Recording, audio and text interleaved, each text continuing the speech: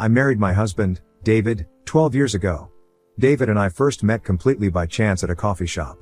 We struck up a conversation, and I was immediately drawn to him.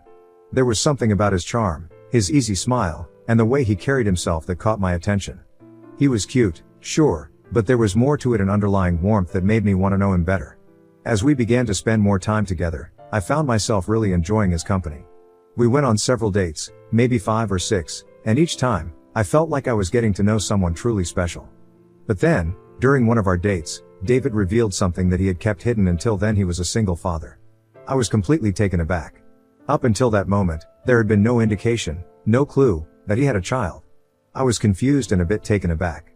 I wondered why he hadn't told me earlier, why he hadn't felt comfortable sharing such an important part of his life.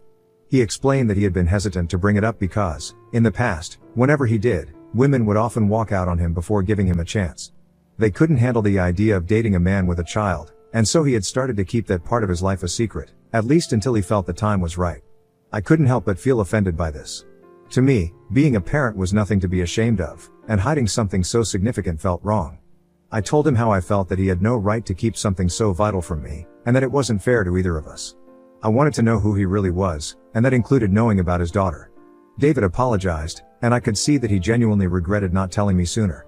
It was clear that this was something he had struggled with, and I appreciated his honesty at that moment. Eventually, he introduced me to his daughter, Carrie. Before meeting David, I had never dated a single father before, and to be honest, I didn't particularly like kids, so I was a bit nervous about meeting his daughter. It wasn't that I disliked children, but I had just never really connected with them or spent much time around them. But when I met Carrie, I was pleasantly surprised. There was a purity in her that was impossible to ignore, and as I got to know her, I found myself caring for her in a way I hadn't expected. Carrie's mother had left when she was quite young, and ever since, David had been raising her all on his own. It was clear to me from the beginning how much he loved her and how dedicated he was to being both a father and a mother to her. He had done everything he could to fill both roles, but I could also see that there was a part of Carrie that was missing something, a female figure in her life. Carrie was immediately intrigued by me. I could tell that she was curious, maybe even hopeful, about what role I might play in her life. Despite my initial nerves, Carrie was such a sweet and open-hearted child, and it was hard not to be drawn in by her warmth and innocence. I was nervous, though. Forming a connection with Carrie felt like a big and more permanent step, and I didn't want to rush into anything, especially since my relationship with David was still relatively new. But David, sensing my hesitation, was incredibly understanding. He assured me that there was no pressure and that we could take things at our own pace. He wanted me to feel comfortable, and he also wanted to make sure that Carrie felt secure and happy. Fortunately, everything worked out better than I could have hoped. As our relationship continued, I began to see that I wasn't just dating David, I was becoming part of their family. The three of us just fit together in a way that felt natural and right. It all just happened organically. We started spending more and more time together, and before I knew it, our one-on-one dates had transformed into family dates. The three of us would go out for dinner, visit parks, or just spend cozy evenings at home watching a movie. What surprised me most was that I didn't really miss the traditional couple time because I genuinely loved spending time with Carrie. She added something special to our relationship, and it just felt more fulfilling. A year after dating, David and I decided to take the next big step and move in together. We had already grown so close, and the idea of sharing a home felt right for us. I was very clear from the beginning about how I wanted to handle our finances. I would contribute my share of the rent and bills, while David would take care of his portion along with all of Carrie's expenses. This arrangement felt fair and allowed us both to manage our responsibilities without adding any unnecessary pressure. Once we moved in together, we naturally fell into a routine that worked well for all of us. The house quickly began to feel like a home, with the three of us settling into our new roles. During this time, David's work sometimes required him to put in extra hours. Before I moved in, he would have to hire a babysitter for Carrie, which, of course, added to his expenses. But now that I was living with them, I was able to step in and take care of Carrie whenever David had to work late, which not only saved him money but also allowed Carrie and me to spend even more time together. As time went on, things between David and me continued to go wonderfully. So, when David proposed to me, I didn't hesitate for a second before saying yes. I knew in my heart that this was exactly where I was meant to be. I had found a family with David and Carrie, and I genuinely believed that we were building something that would last forever. Both of our families were overjoyed when David and I announced our engagement. However, David's mother, Sheila, reached out to me a few days before our wedding, asking to have a private conversation with me. I agreed, thinking it might be a bonding moment or perhaps some last-minute advice before I officially became part of their family. But the conversation didn't go quite as I expected. Sheila began by telling me how happy she was for David and Carrie, but then she explained that now that I was going to become a wife, it was important for me to understand my new role. According to her, a good wife should always put her husband's and his child's needs before her own. She emphasized that this was a key part of her culture and that it was essential for a successful marriage. I was taken aback by her words.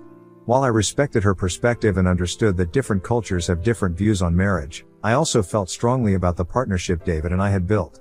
We had spent a lot of time discussing our roles and expectations, and we both believed in a marriage that was based on equality, mutual respect, and shared responsibilities. I felt it was important to stand up for what I believed in, so I told Sheila that these were modern times and that David and I had already had plenty of conversations about how we wanted to navigate our marriage. I assured her that she didn't have anything to worry about because we were on the same page. Unfortunately, my response didn't sit well with Sheila.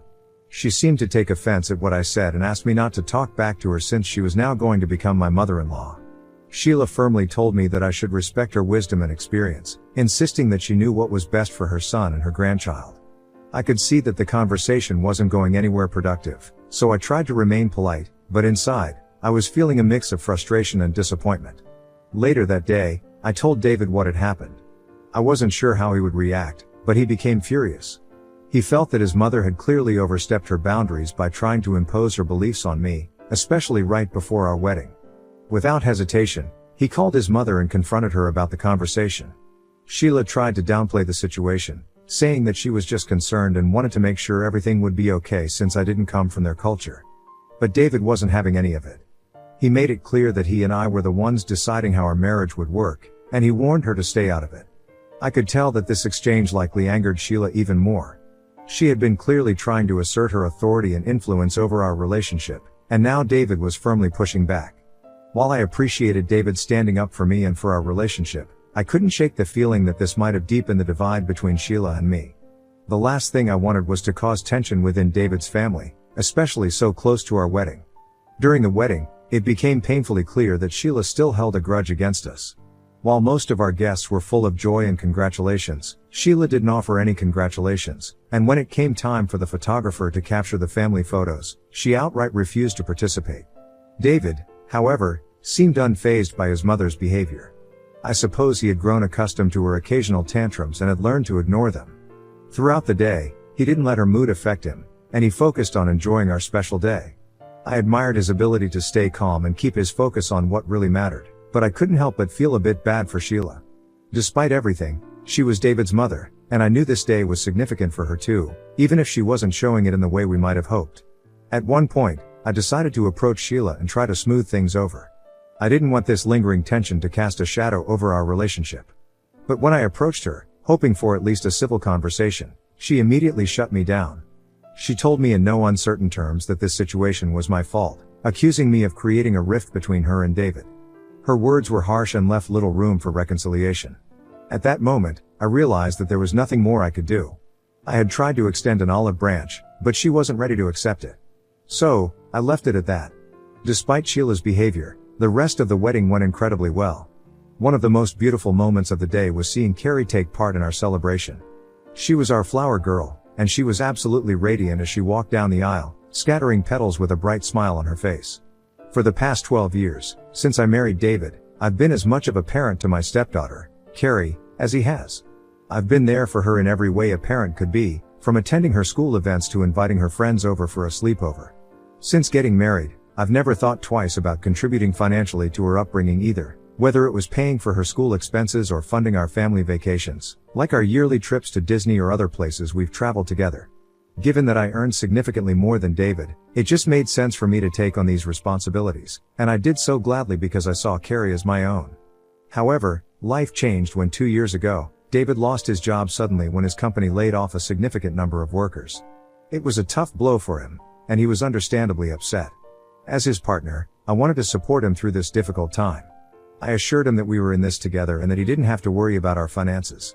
I took over all our household expenses, including the mortgage, bills, groceries, and everything else, while David focused on finding a new job. At first, David threw himself into the job search, but with every rejection, His frustration and feelings of defeat grew. It was painful to watch him struggle, and I did my best to be there for him, offering encouragement and reminding him that setbacks were a part of life. However, as the rejections piled up, David began to withdraw more and more.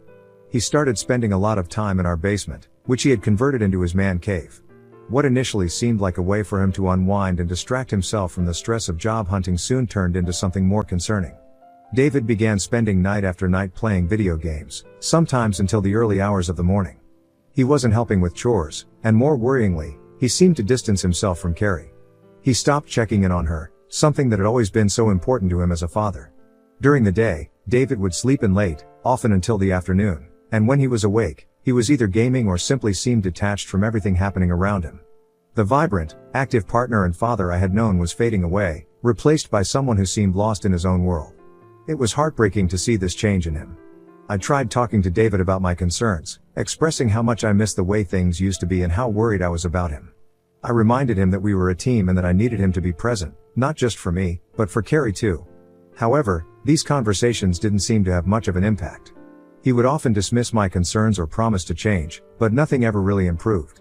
It was a challenging time for me, balancing my full-time job, managing the household, and trying to be there for Carrie, all while feeling increasingly isolated in my marriage. I still loved David deeply, but I couldn't ignore the strain his behavior was putting on our family. I kept hoping that things would get better, that he would find a job or at least regain some of his old self, but as the days turned into months, that hope began to wane. Despite everything, I tried to stay strong for Carrie's sake. She deserved a stable, loving home, and I was determined to provide that for her, even if it meant shouldering more of the burden myself. I foolishly thought life would go back to normal as soon as David would find a job. So imagine my shock when I accidentally discovered that my husband had been having an affair for the past 1.5 years. It all began when I asked David to take Carrie to her dentist's appointment. She was soon going to be moving out to college, so she wanted to get her teeth checked because of her braces. Normally, I took her to all her appointments, but this day, I was already feeling unwell and had spent the entire day cleaning the house, washing dishes, and cooking for all of us. I was exhausted, both physically and emotionally. However, David immediately threw a fit, complaining and telling me to take her instead. I put my foot down, insisting that he needed to get his ass out of the couch and take his daughter to the appointment. After a lot of back and forth, he begrudgingly agreed, but not before calling me a nagger, since according to him, I was always bothering him about everything. His words stung, but I tried to stay calm, not wanting to escalate the situation any further. After they left, I decided to make use of the quiet time by cleaning up the basement, which had been neglected for months. David rarely allowed me to go down there, always saying that it was his space and that he would clean it up himself. But given how things had been, I knew the basement would be a mess, and I figured it was long overdue for a good cleaning. As I started tidying up, I suddenly heard a phone ring. I hadn't realized that David had left his phone behind. It was strange because he never went anywhere without it and always kept it in his pocket. I ignored the first call, assuming it wasn't important, but then the phone rang again. Curious, I picked it up and saw that the caller was a woman whose name I didn't recognize. My heart skipped a beat. David didn't have any female friends that I knew of, especially since he had been jobless for a while. A part of me tried to rationalize it, thinking maybe it was a call about a job application. But then the phone stopped ringing, and his phone started receiving text messages from this woman. The first one read, "Hey, are you up?" My blood ran cold as I stared at the screen, trying to process what I was seeing.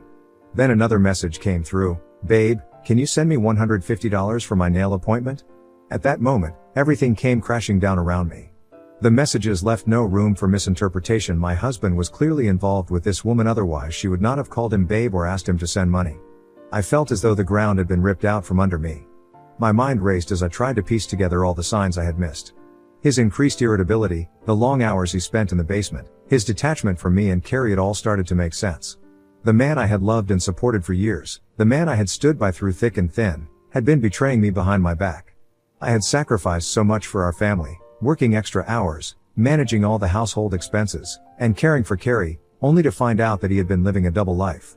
I didn't know what to do next. Should I confront him right away? Should I wait and gather more evidence? Should I call someone for support?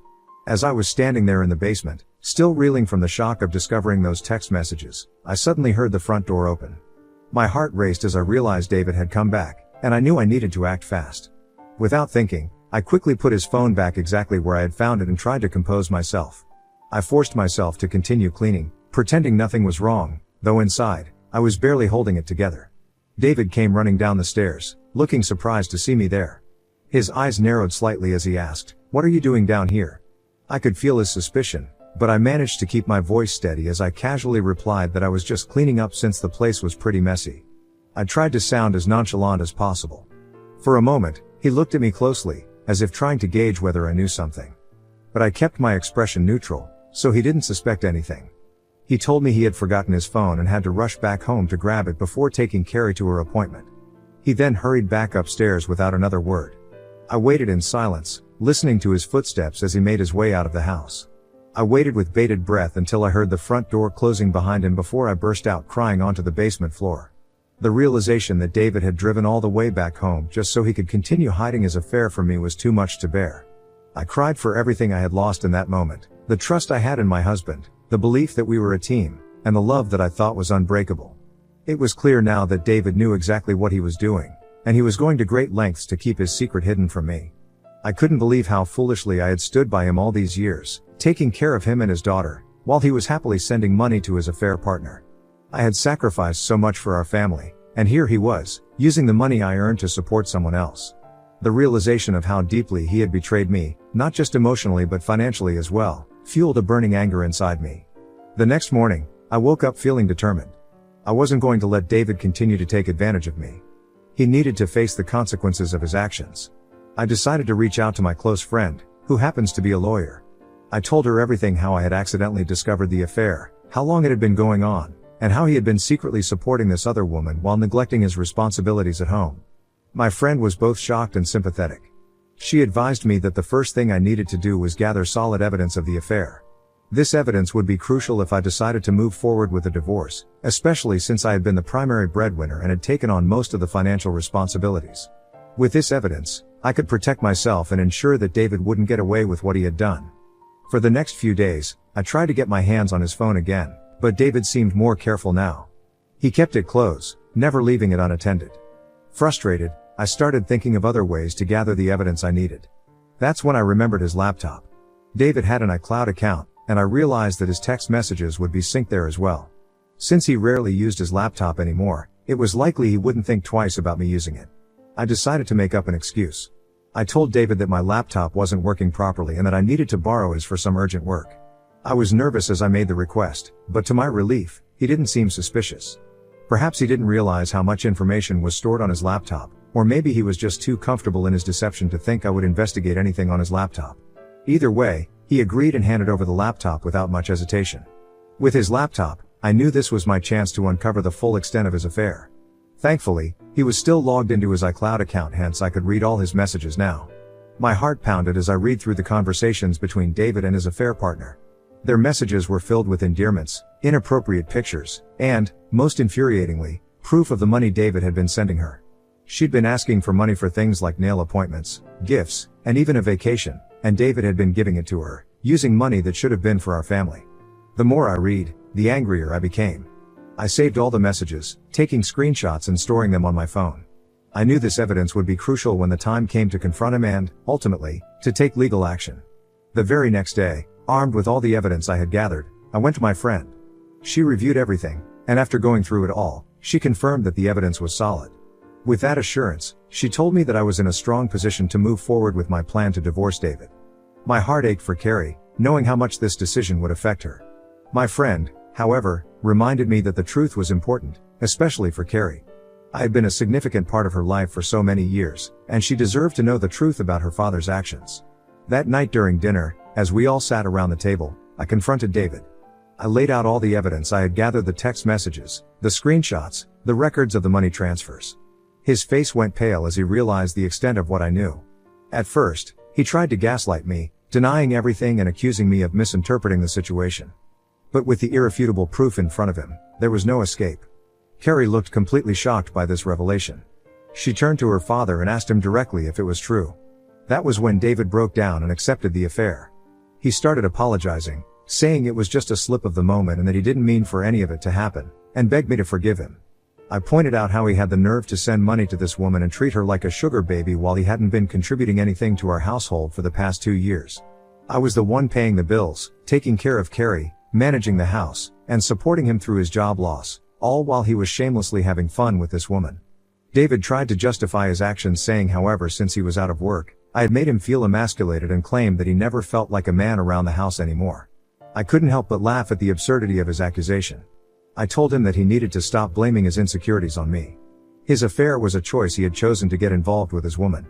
I informed him that I was done supporting a loser like him and that I would be leaving him. The look of shock on his face was almost pitiful. It was clear that he hadn't expected me to actually divorce him. Perhaps he had assumed that I would forgive him and we would somehow move on. He begged me to give him another chance and promised me that he would end everything with the other woman. However, I just didn't care any longer. Long story short, I've since moved out and already hired a reputable divorce lawyer, recommended by my friend. His family has reached out to me multiple times, during this time, asking me to forgive him.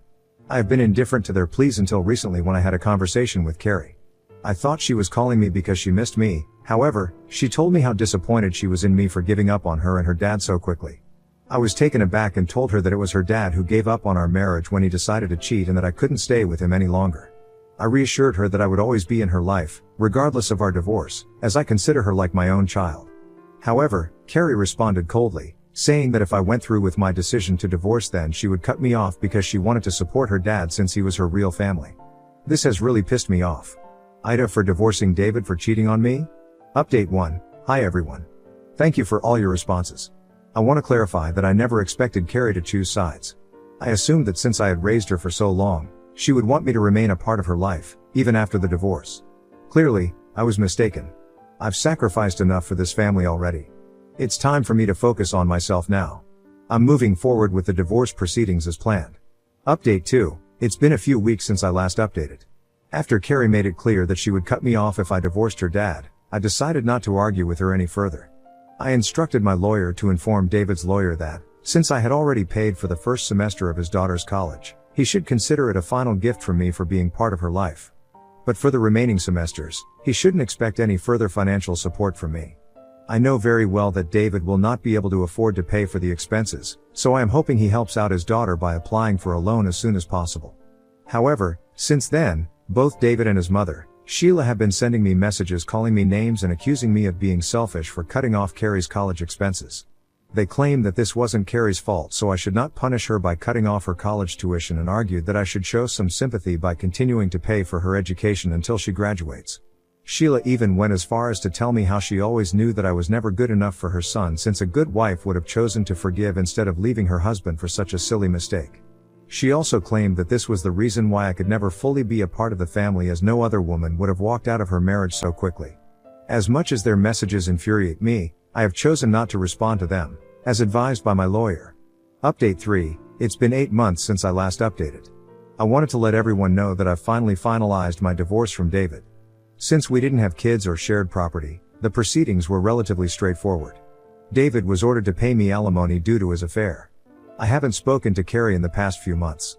While it saddens me to even think about her, I understand that she needs to support her dad right now.